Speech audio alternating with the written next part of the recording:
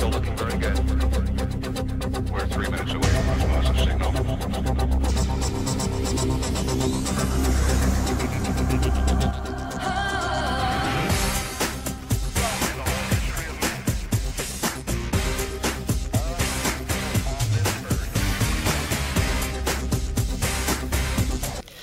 Bienvenue à Ça se passe à l'école Educact. Educact, c'est l'éducation et ses 5 actes.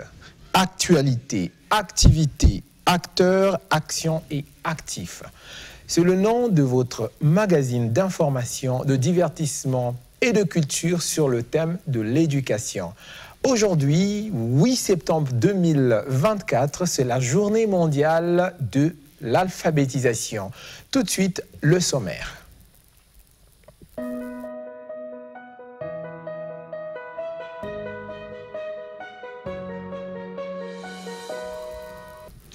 Au sommaire de ce magazine, l'actualité du secteur de l'éducation et de la formation qui vous sera présentée par Akila Fils.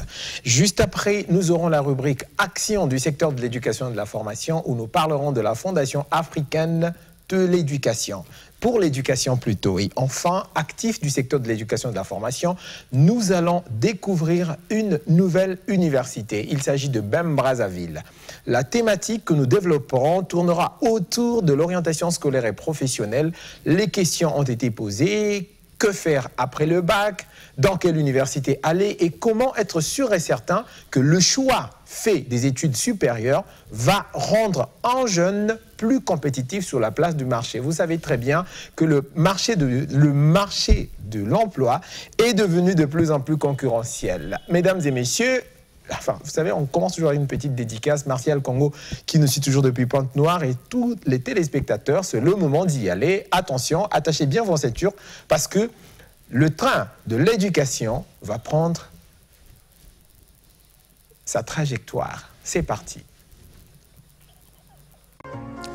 L'école est le premier endroit où l'enfant apprend et découvre la vie communautaire. Lui apprendre à prendre soin et à participer volontiers à l'entretien de son école par amour, c'est lui apprendre à respecter et à prendre soin du bien public par amour.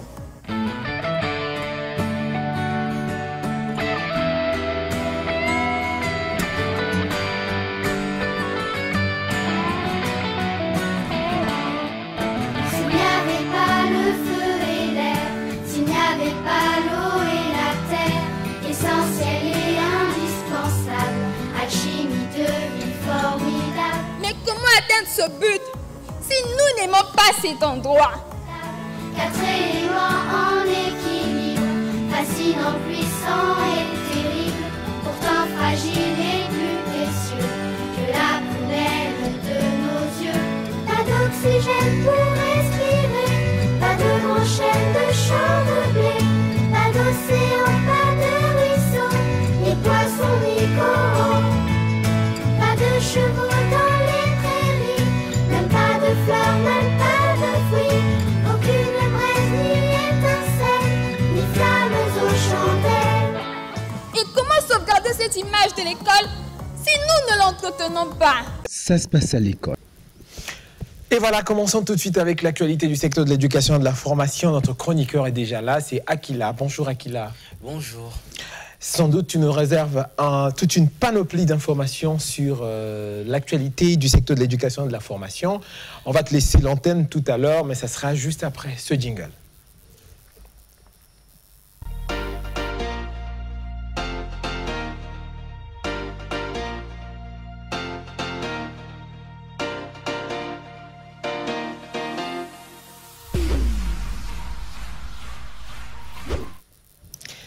Voilà, c'est Akila qui prend l'antenne. Donc Roland, donnez-lui la caméra parce qu'il va faire son actualité. Voilà. Akila, c'est à toi. Eh bien, aujourd'hui, c'est la journée internationale de l'alphabétisation. Et pour commencer avec notre rubrique Educactu, on écoutera d'abord un message du gouvernement adressé par le ministre de l'Éducation nationale, Jean-Luc Moutou. Ensuite, nous irons visiter BEM Brazzaville, une toute nouvelle université. Puis, nous irons vers le camp de vacances où on écoutera tous les vacanciers et leurs résultats et ce qu'ils ont apprécié. Nous dirigerons plus tard vers une communication qui s'est passée en particulier s'adressant à tous les bacheliers et nouveaux bacheliers et étudiants pour savoir qu'est-ce qu'ils feront après le bac. Donc, Éducactu, c'est après cela.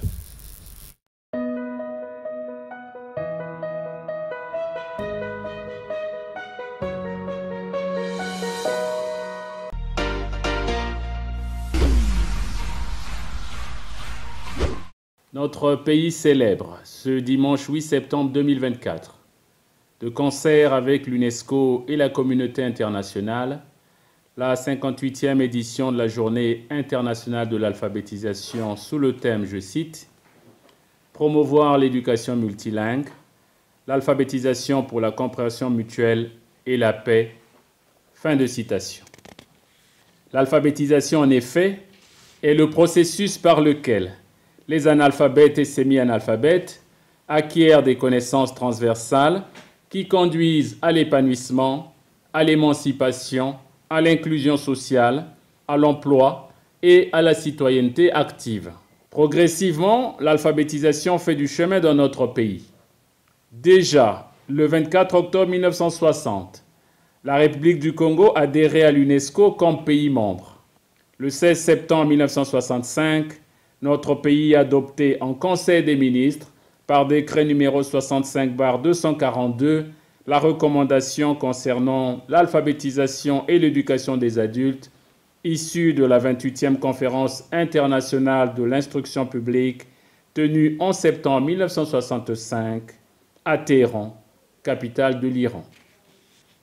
En adoptant cette recommandation, le Congo venait de poser un acte révolutionnaire qui le conduisit à la création du service de l'alphabétisation au sein du ministère de l'Éducation nationale par arrêté numéro 1021/MEN-CAB du 7 octobre 1965. Par ce texte organique, notre pays opta pour une alphabétisation des masses populaires en vue du développement économique, politique et culturel nécessaire au bien-être des populations. La lutte ainsi engagée était menée sur deux fronts.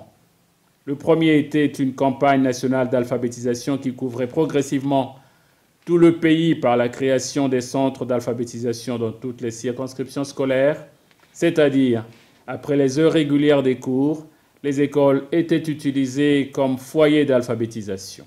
Le second front était la production des médias pour une éducation permanente, notamment l'édition des magazines de presse comme Sengo et La Forêt, l'installation des bibliothèques de Brousse et l'utilisation du cinéma et de la radio rurale. Aujourd'hui, l'alphabétisation est à saisir comme principe directeur de l'éducation pour tous et de l'apprentissage tout au long de la vie. C'est à ce titre d'ailleurs que nous nous engageons à doter progressivement notre pays des lycées d'alphabétisation dès l'année pédago-andragogique 2024-2025, question d'offrir à nos auditeurs qui terminent dans nos centres de post-alphabétisation après l'obtention du BPC en qualité de candidat libre, de poursuivre l'acquisition des connaissances, des savoir-être, des savoir-vivre et des savoir-faire qui fondent la citoyenneté moderne, la solidarité et la dignité humaine jusqu'au terme du cycle secondaire. 2 lycées d'alphabétisation seront ouverts dès la rentrée pédago-andragogique prochaine, un à Brazzaville et un autre à Pointe-Noire. Avec plus d'engagement et de responsabilité de chacune et de chacun d'entre nous, la République du Congo finira par gagner le pari de la lutte contre l'analphabétisme et l'illettrisme. Que vive la Journée internationale de l'alphabétisation! Il n'est jamais trop tard pour apprendre. Je vous remercie. Cette campagne a l'ambition d'orienter les nouveaux bacheliers dans le choix des filières universitaires. Pour beaucoup, après l'obtention du diplôme, le positionnement universitaire nécessite un accompagnement. Assister à cette conférence nous a permis au fait à voir plus clair. Il y a plusieurs de ces bacheliers qui se disent « bon, j'ai eu mon bac, ça s'arrête par là ». Peut-être parce qu'ils n'ont pas peut-être eu des occasions ou des opportunités que nous, on nous a fait part aujourd'hui. Donc je peux dire que c'est très bon et très utile de participer à ce genre de conférence afin que nous puissions voir plus clair dans notre avenir. Je pense que j'ai été beaucoup riche d'expériences.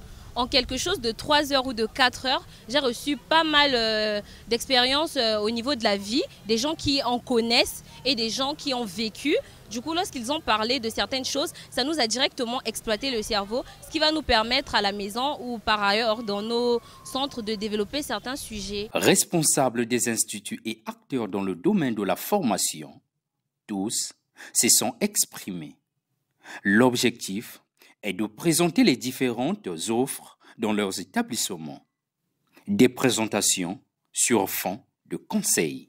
Ce que je voudrais dire aux étudiants, c'est que vous allez bénéficier à BEM Brazzaville, vous pouvez bénéficier de formations de qualité supérieure, mais non seulement nous vous apportons la connaissance, mais nous vous aidons aussi pour votre insertion professionnelle, c'est-à-dire que vous allez faire beaucoup de stages dans le cadre de votre parcours et vous allez aussi, et à la fin quand vous êtes diplômé, nous avons un Career Center où nous vous aidons à trouver un emploi. Et pendant que vous êtes là, nous avons aussi un programme de développement personnel qui s'appelle BEM Factory. Ce programme renforce la confiance en soi. Par exemple, vous apprend à parler en public, vous apprend comment répondre lors d'un entretien d'embauche. Non seulement nous apportons la connaissance, mais aussi nous vous formons pour votre carrière professionnelle. Pour les différents intervenants, seul le bon choix peut garantir la réussite académique.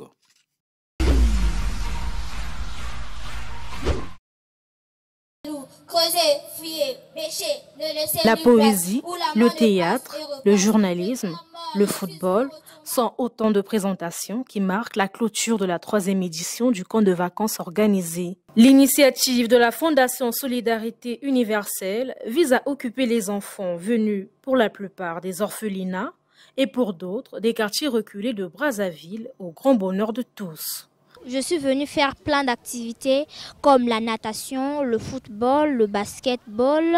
Il y a aussi l'athlétisme. Toutes ces activités, je les ai vraiment aimées et ça m'a passionnée pour que je puisse apprendre un peu beaucoup de choses pendant les vacances au lieu de rester à la maison. Mais que représente le camp vacances pour les parents? C'est une très bonne initiative dans la mesure où pendant la période des vacances, il est plus important de souligner que nos enfants aussi doivent parfois découvrir certains milieux qui peuvent être plus bénéfiques pour eux dans le cadre de l'éducation. J'ai senti que les enfants ont du talent et dans tous les plans, notamment au niveau du plan sportif, du plan aussi éducatif puisque nous avons suivi des théâtres ainsi que d'autres exercices qui ont fait preuve d'une excellence parfaite de cette initiative. La présidente de la Fondation de Solidarité Universelle apprécie l'implication des parents dans l'aboutissement de la vision de la Fondation. Les parents qui emmènent déjà les enfants, merci de nous faire confiance parce qu'il y a des parents qui reviennent chaque année. Il y a une partie des enfants sont avec les autres et les enfants apprennent à être sociables. Ça permet aux enfants en fait de découvrir autre chose et de grandir. Après 2 mois de temps passés ensemble, les 150 enfants passent de l'ambiance du camp à celle de la famille. Cette ambiance bon enfant célèbre le travail des élèves, mais surtout des enseignants tout au long de l'année scolaire 2023-2024. Les résultats étaient au-delà de nos attentes. On a commencé très bas. Mais avec l'effort de la direction des études, des enseignants, en tout cas, on a atteint quand même le courant. Ce que le complexe scolaire Salem a fait, vraiment, c'était honorable. J'aimerais qu'ils puissent continuer à faire ce qu'ils ont fait pour nous, pour ne pas que la jeunesse à venir puisse être dépravée. Pour mes enseignants, je vais tout d'abord les remercier et les féliciter. Avec 7 ans d'existence, les gestionnaires du complexe scolaire Salem saluent l'œuvre accomplie par la communauté éducative, une exhortation sur fond de récompense.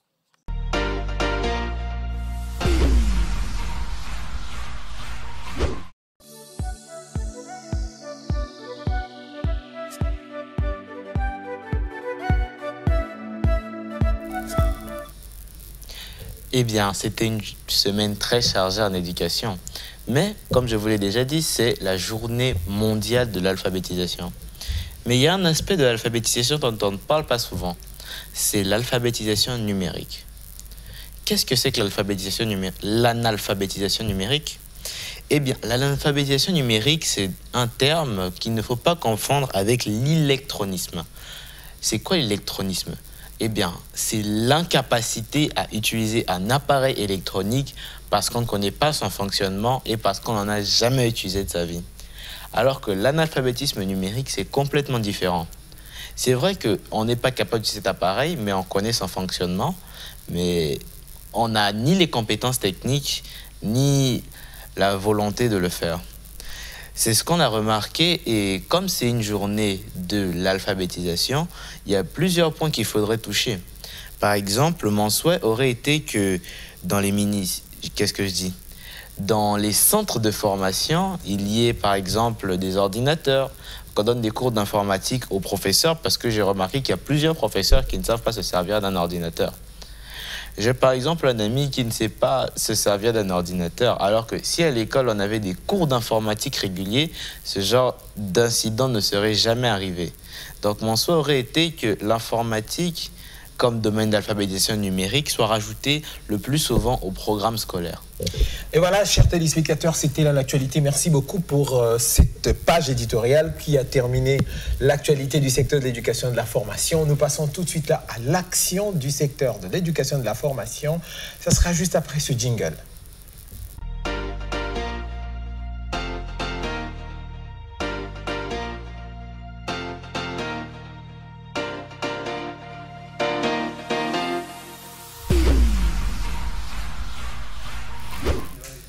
Elle s'appelle Fondation africaine pour l'éducation. Nous en parlons aujourd'hui parce qu'il s'agit de parler encore une fois de l'orientation scolaire et professionnelle. Quelle est cette fondation? Quelles sont ses missions? Dans quel domaine évolue-t-elle? Tout cela dans ce condensé qui nous permettra d'introduire notre premier invité, M. Elifal Baloula Touadi. Découvrez la Fondation africaine pour l'éducation à travers cet élément et surtout ce discours de sa présidente, Mme Fatima Beina Moussa. Suivez. Nous sommes la Fondation africaine pour l'éducation. La Fondation africaine pour l'éducation a été créée en 2011. Elle s'appelait à l'époque Fondation congolaise pour l'éducation. Et le premier projet qu'on a mis en place à la création de notre fondation, c'était la création de l'école américaine de Brazzaville, AISB. Et ensuite, nous avons développé des partenariats, notamment avec l'école des hautes études commerciales de Montréal, HEC Montréal, avec qui nous avons développé de nombreux programmes de formation à destination des cadres congolais, mais aussi des jeunes congolais et des chefs d'entreprise. Notre fondation est aujourd'hui le partenaire au Congo de la fondation Tony Elumelu qui œuvre pour l'amélioration et la création d'un environnement favorable aux jeunes entrepreneurs africains. The reason we are gathered here today is to fulfill the first promise to invest $100 million to identify, train, mentor and seed 30,000 entrepreneurs in 10 years. Nous opérons également ici à Brazza un centre de formation professionnelle, un centre d'information et d'orientation pour les jeunes. Et nous sommes devenus récemment un club UNESCO. Ça signifie que les projets que nous mettons en place sont des projets qui visent à implémenter les objectifs, la vision de l'Organisation des Nations Unies pour l'éducation, la science et la culture. Engagé dans la modernisation d'écoles locales, notamment l'école Saint-Vincent de Poto-Poto. Et également engagé dans la formation professionnelle.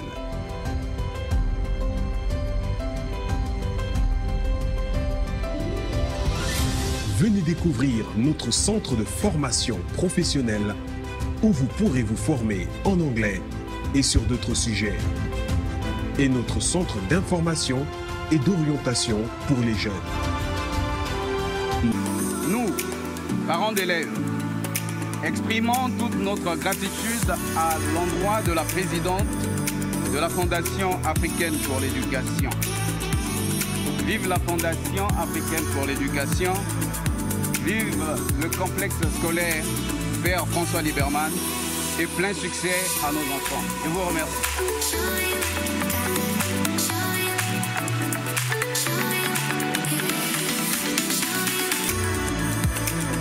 Je suis en classe de 5e à l'école Père Liberman. J'aime l'informatique parce que ça peut m'aider dans l'avenir et aussi pour m'instruire. Je trouve que la lecture est un bon moyen de distraction et j'apprends beaucoup de choses quand je lis. Je pense que plus tard, je vais devenir chimiste.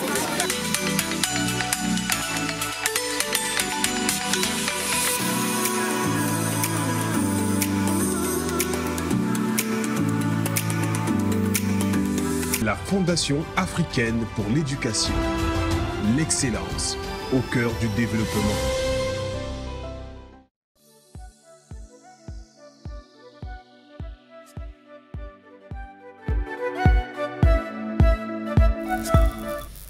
Voilà la Fondation africaine pour l'éducation, représentée valablement par son secrétaire général, M. Elifal Baloula-Touadi. Bonjour Elifal. Bonjour M. Kay. Bienvenue à Ça se passe à l'école EduCact. C'est un plaisir d'être là. Alors, ta présence ici, c'est pour parler d'un tout nouveau projet que la Fondation africaine pour l'éducation vient de lancer. Oui. C'est la filiale brazzavilloise de l'école de management BEM Africa. Exactement. Mais avant, il a été plutôt question qu'on se positionne un tout petit peu, qu'on contextualise un tout petit peu l'existence de cette école.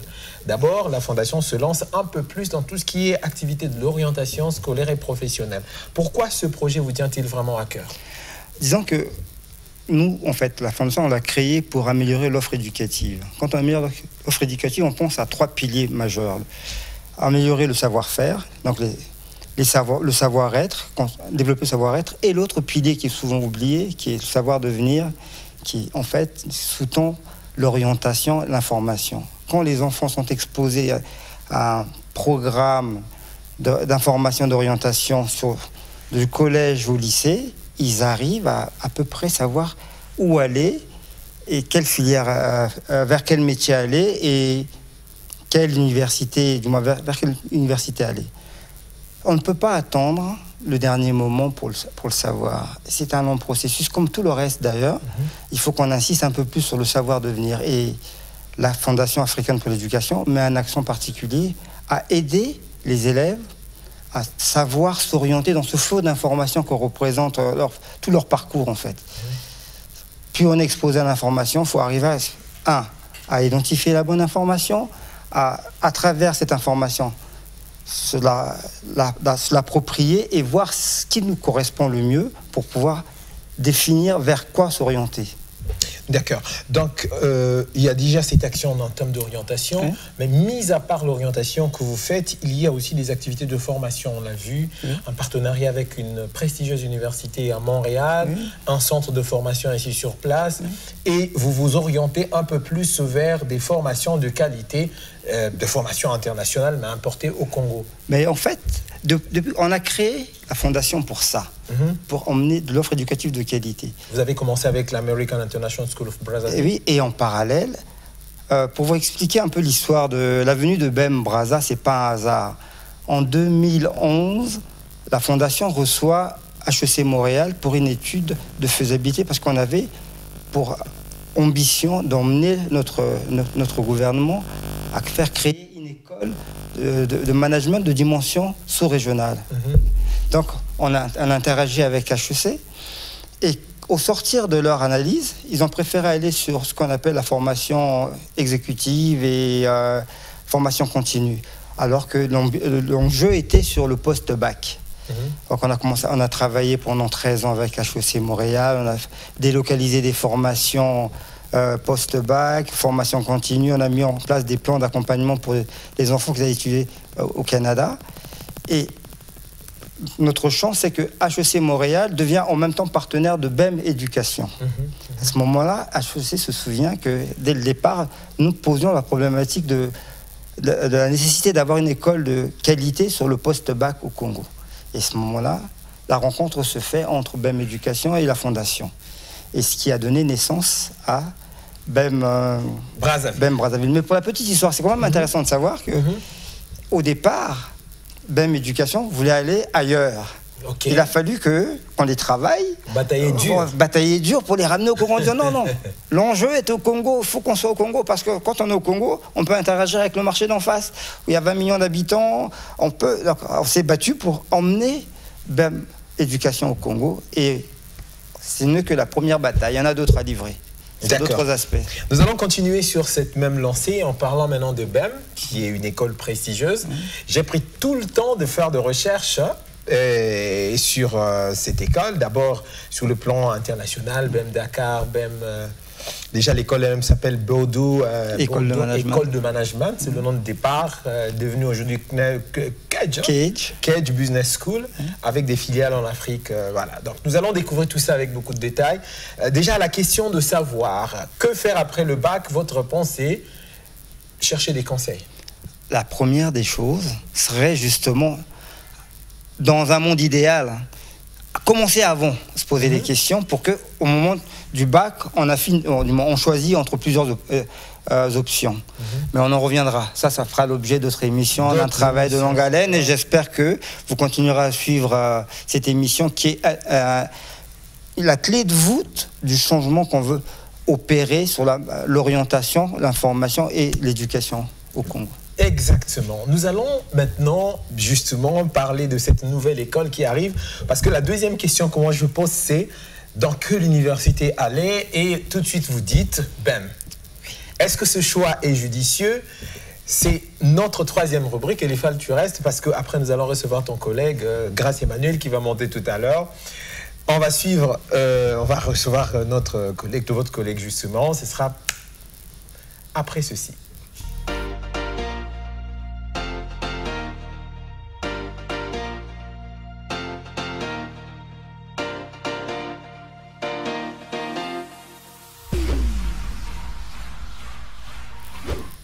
Actifs du secteur de l'éducation et de la formation, nous vous présentons aujourd'hui BEM Africa, qui est la maison mère de BEM Brazzaville. Même standing, même formation, même valeur, même mission. Découvrez cette université exceptionnelle. Nous avons particulièrement été enthousiasmés de découvrir ce qu'elle vaut, et surtout d'écouter le message de ses alumni. Très curieusement, la personne que nous allons recevoir en plus de l'IFAL, qui est son collègue, est aussi un alumni de BEM Business School. Regardez.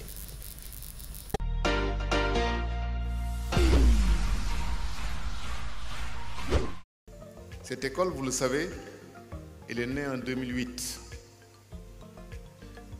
Moi, je suis arrivé dans l'éducation au Sénégal en 1993. Vous n'étiez pas né. Et les collaborateurs, là aussi, certains n'étaient pas nés. 93, 2003, ça fait 30 ans. En 30 ans, beaucoup de choses ont été faites dans ce pays et ailleurs en Afrique. Et nous avons pris des engagements. L'engagement de construire un enseignement supérieur de grande qualité. Une école dans laquelle, naturellement, nos étudiants seraient épanouis, mais une école de l'exigence, une école de la résilience et une école de l'innovation. Les engagements et valeurs qui structurent l'école, vous les connaissez, excellence, innovation, mais aussi exemplarité. Si nous ne participons pas au changement, à cette évolution rapide, il est difficile de permettre aux étudiants d'avoir les ressources pour compétir. Parce que vous êtes dans une compétition, dans un monde extrêmement rapide. Moi, ce que je vous encourage à faire, c'est de croire en vous. C'est de croire en vos rêves. C'est de vous investir dans vos rêves. Et ne faites pas les choses à moitié. Quand il faut étudier, il faut s'investir. Faire les choses quand il faut les faire. Au bon moment. Et ensuite, on est bon pour de bon.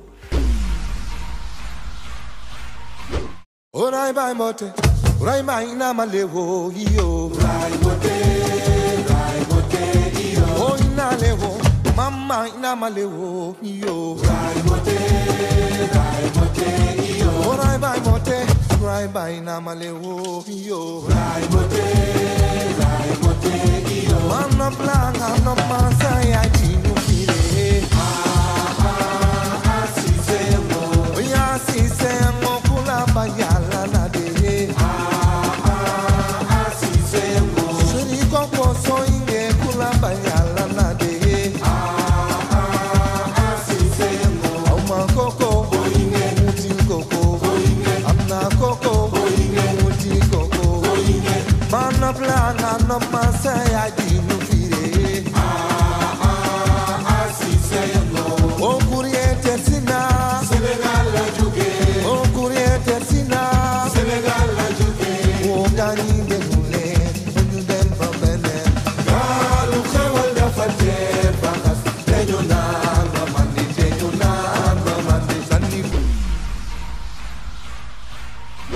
Je ne peux qu'être honorée d'être face à vous aujourd'hui pour vous partager mon incroyable aventure avec BEM.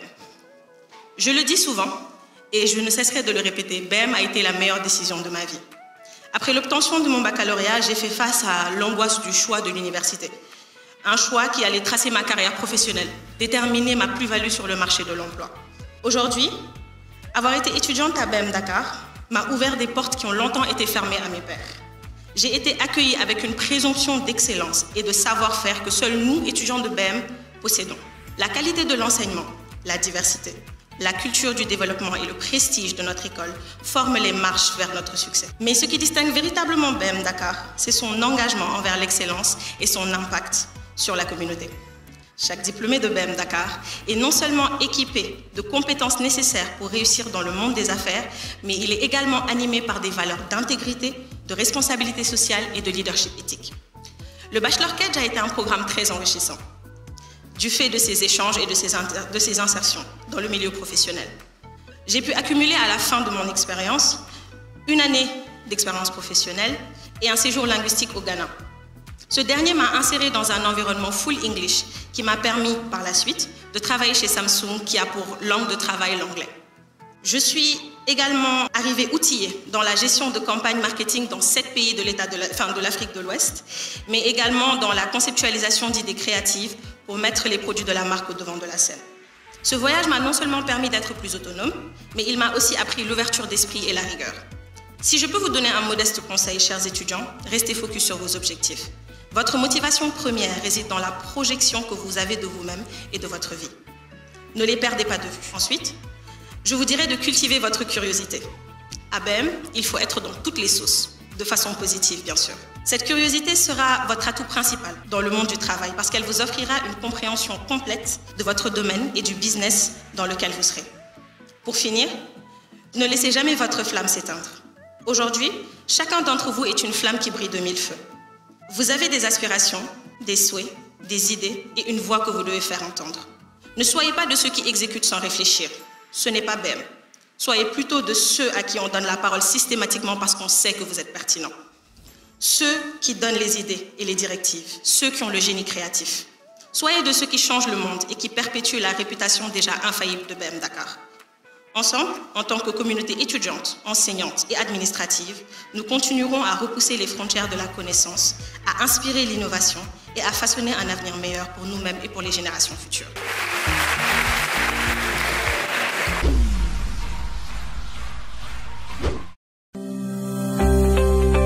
Bachelier, étudiant, après Dakar, Abidjan, Douala, BEM Management School, première business school d'Afrique subsaharienne francophone au classement Jeune Afrique, se déploie à Brazzaville, en partenariat avec la Fondation africaine pour l'éducation dès la rentrée d'octobre 2024. Intégrer les prestigieux programmes de BEM, c'est s'installer dans un univers d'opportunités. BEM Brazzaville vous propose des parcours prestigieux en partenariat avec Kedge Business School, EM Normandie, Rennes School of Business, HEC Liège, Media School et l'UADA. Commencez votre cursus à Brazzaville et rejoignez nos campus partenaires en France, Belgique ou en Espagne.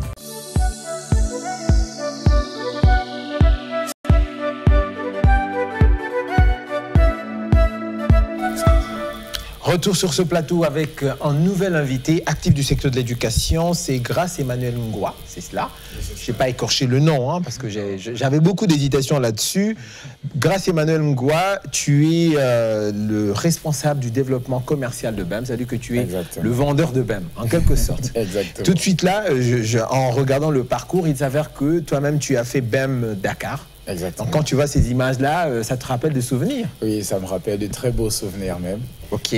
Parce que c'est des événements, c'est des événements vécus Et ça rend nostalgique, ça donne envie de repartir. Ah bon, pour la première fois, on écoute quelqu'un qui a envie de repartir à l'école, alors que quand on en a fini, c'est fini complètement. Donc, aujourd'hui, on présente BEM Africa comme la première business school africaine. Et toi qui as fait BEM, qu'est-ce qui, à ton avis, fait que cette école ait cette notoriété? Déjà, ses valeurs. BEM a d'excellentes valeurs. Et l'une des principales valeurs de BEM, c'est la valeur de la famille. Et aussi son niveau d'excellence. BEM est très axé sur l'excellence. C'est ce qui naturellement vaut à BEM le classement Jeune Afrique, 6 années consécutives en étant la première business school. Aussi les missions. BEM a de très bonnes missions et de très beaux objectifs. Naturellement, qui est d'impulser la dynamique à la recherche, de valoriser les résultats, de partager la connaissance, de former par la recherche et de contribuer à la politique scientifique. Très intéressant. Elifal, quelque chose à ajouter? Il a tout dit. On vous a emmené ce qui se fait de mieux. Moi, je ne peux que me réjouir Et même en plus, ce qui est différent, ce qui est vraiment spécial avec BEM, c'est sa volonté de voir réussir professionnellement ses étudiants et d'en faire des acteurs et des agents pertinents pour le développement de l'Afrique. Moi, j'ai une question plutôt pertinente parce que là, quand je dis dans quelle université choisir, vous me dites tout de suite là, BEM, c'est la meilleure solution.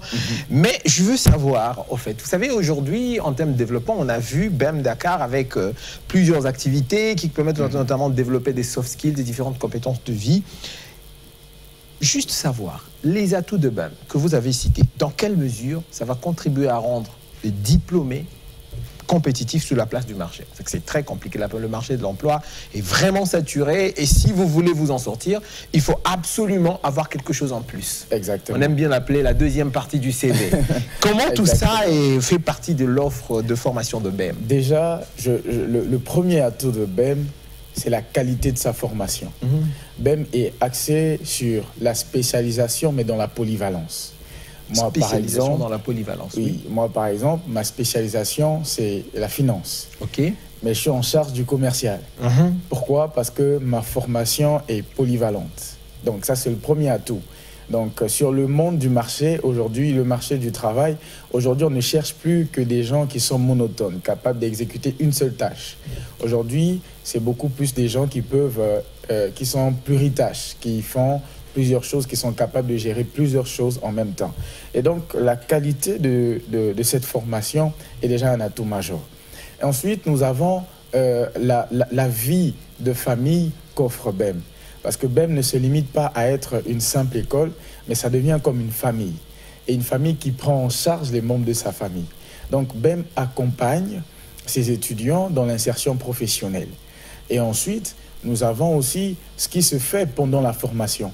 Nous avons par exemple le BEM Factory qui est la volonté de BEM qui s'intéresse au développement et au bien-être de ses étudiants, qui permettent aux gens non seulement de s'accomplir, de s'affirmer, de se découvrir et justement de se faire découvrir. De se faire découvrir. Elifal, c'est une question pour toi en tant que membre du conseil d'administration de BEM Brazzaville. Tout ça, c'est de très belles promesses. La vraie question, c'est où allez-vous trouver des formateurs qualifiés et hors pair?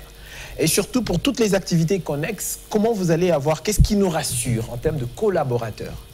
La première chose, c'est que BEM fait partie d'un réseau des grandes écoles de commerce. Et les enseignants qui vont venir à Brazza seront les mêmes qui enseignent à Cage. Ils vont venir à Dakar, ils vont à Abidjan, ils vont à Douala, ils finissent à Brazza, et ainsi de suite. C'est qu'on a un mixte entre des professionnels locaux et des enseignants qui tournent, en fait. Donc, on aura des enseignants internationaux. On a cette capacité-là parce qu'on fait partie d'un groupe. C'est pour ça qu'on peut maintenir les standards, les mêmes standards à Abidjan, à Brazza ou à Paris. Aucune différence en termes d'implication, de qualité d'enseignants. C'est ça la clé. L'autre chose, c'est que BEM Brazzaville est membre du Congo qui développe un programme de mentorat, d'accompagnement. Parce qu'il faut que les entreprises soient... La clé de la formation, c'est l'interaction entre les centres de formation et le monde entrepreneurial. Il faut qu'il y ait qui se mixent. Les talents, on Uni les Congo, découvre pour tout avant. dire, c'est le patronat congolais. Ouais. C'est là que se trouvent tous les patrons Exactement. des entreprises. Donc on donne de l'exposition à nos étudiants à travers justement ces interactions qu'ils ont avec les entreprises. Donc on maximise les chances d'être identifiés, peut-être même recrutés bien avant. Il n'y a pas que le Congo. Les gens formés par BEM ont une visibilité mondiale, en fait. On a vu qu'il y a un bachelor avec la possibilité de faire une mobilité internationale. Grâce, vous avez eu avoir accès à la mobilité internationale? Par choix, je n'ai pas pris la mobilité, mais tous ceux qui étaient avec moi ont choisi la mobilité. Et à l'heure où je parle, j'ai même des collègues qui sont à Cage actuellement, et voilà. Mais est-ce que vous regrettez d'avoir pas choisi la mobilité internationale? Non, parce que c'est la même valeur des diplômes. Les diplômes de BEM sont des diplômes internationaux. Que vous les obteniez en France, en Belgique ou même ici, c'est la même valeur. Ok. Elifal, vous dites, pourquoi chercher ailleurs ce que l'on peut trouver ici? Il fallait emmener ici ce que l'on trouve ailleurs pour bonifier la place et pour créer un peu un électrochoc. Il faut à tout prix que nous sommes un pays assez... On a un pays pivot, le Congo. On a un petit pays, mais certains pays. Par notre positionnement, on a accès à de nombreux marchés et on a toujours été une vitrine en matière d'éducation. Donc on veut redevenir ce qu'on a été dans le temps. On contribue, on se bat pour ça. Et BEM apporte un élément. Et d'autres personnes travaillent dans la même dynamique, j'espère. Ensemble, on va redonner les lettres de l'OBS à notre beau pays, le Congo, en matière d'éducation. Ok, en résumé, quelle promesse cette école fait-elle à ses futurs étudiants et futurs diplômés? Déjà, la promesse de l'obtention d'un diplôme de qualité, ce qui est une valeur sûre. Parce que au-delà de la qualité d'enseignement, nous avons nos accréditations internationales qui nous permettent de promettre de manière claire. Nous avons par exemple le Master 2 en gestion de projet qui est sanctionné d'une certification PMP reconnue dans 214 pays. Donc, il y a déjà ça. Et nous avons aussi la promesse d'un cadre qui permet à nos étudiants d'être la meilleure version d'eux-mêmes. Nous avons une devise qui dit « Vous avez du talent, nous lui donnons de la valeur ». Donc nous promettons la valeur au talent de nos étudiants. Ça me donne déjà de l'eau à la bouche, Elifal. Pour conclure. Je dirais que quand vous passez par BEM, quand on vous identifie, vous avez de la valeur. Et les entreprises savent ce que vous valez parce qu'il y a de la qualité, parce qu'il y a une traçabilité de la formation que vous avez suivie. D'accord. Donc du coup, ça vous expose non seulement sur le marché national, sur le marché continental et à l'international. Que peut-on demander de plus pour un jeune? Que peut-on demander de plus pour un jeune? Très chers téléspectateurs, c'est par ces mots prometteurs, remplis d'espoir, que nous allons mettre fin à cette émission. Je salue la présence ici de Le Prince Moussavou, de l'association CREA, qui pensait pouvoir faire son émission aujourd'hui, mais ça n'a pas été possible parce qu'on a dû commencer avec un léger retard. Le Prince, tu nous excuses encore une fois. Mais on promet que la semaine prochaine, tu seras de la partie. Vous qui nous suivez depuis chez vous, n'oubliez pas la rediffusion, c'est mardi. On continue sur nos différentes plateformes numériques, edubraza.news, la plateforme YouTube, ça se passe à l'école. Et on vous dit rendez-vous tout prochainement pour un autre numéro. Allez, on dit aux téléspectateurs, ciao. Au revoir, à très bientôt. Revoir, venez nous voir, nous vous attendons à BEM. Venez très vite.